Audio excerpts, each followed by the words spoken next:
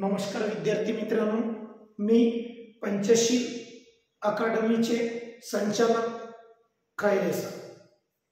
आज आपण क्रियापदातील आज आपण क्रियापदातील एक प्रकार बघू। क्रियापदातील एक प्रकार बघू, ते आहे इडागम क्रियापद। कोणतं क्रियापद? इडागम क्रियापद। इडागम क्रियापद हे क्रियापदातील एक प्रकार आहे। तर बघा, क्रियापदातील एक प्रकार आहे। तर इडागम क्रियापद कशा पद्धतीने ओळखायचं ते पहिल्यांदा बघू। बघा, लक्ष द्या। क्रियापदातील मूळ धातूला व किंवा वव, क्रियापदातील मूळ धातूला व किंवा वव हे प्रत्यय लावताना ई हा वर्णाचं काय होतो? आगमन होतो। बघा, क्रियापदातील मूळ धातूला व वव हे प्रत्यय लावताना ई या वर्णाचं आगमन होतो। ई हा वर्ण काय होतो? आगम होतो किंवा आगमन होतो। लक्षात ठेवा, ई या वर्णाचं काय होतो? आगम होतो। यालाच इडागम क्रियापद असे म्हणतात। तर बघा विद्यार्थी मित्रांनो, आपण उदाहरण घेऊन हे समजून बघू। बघा, लक्ष द्या।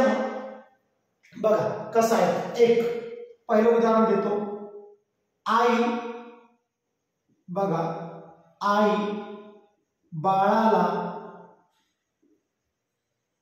बघा काय सांगितलं? आई बाळाला हसवते। आई बाळाला हसवते।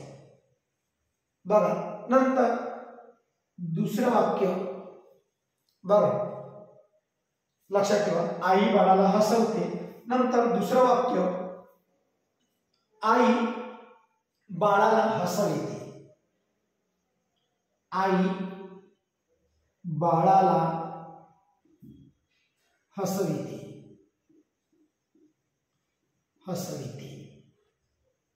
बघा, आता आई बाळाला हसवते, आई बाळाला हसविते। बघा, व किंवा वव, लक्षात ठेवा। व किंवा वव असे दोन प्रत्यय लावताना ईचं आगमन होते। बघा, मग लक्षात ठेवा, इथं आला व। बघा विद्यार्थी मित्रांनो, बघा इथे का आला व, इथे व, आणि इथे का आला वी। बघा, इथे का आला वी।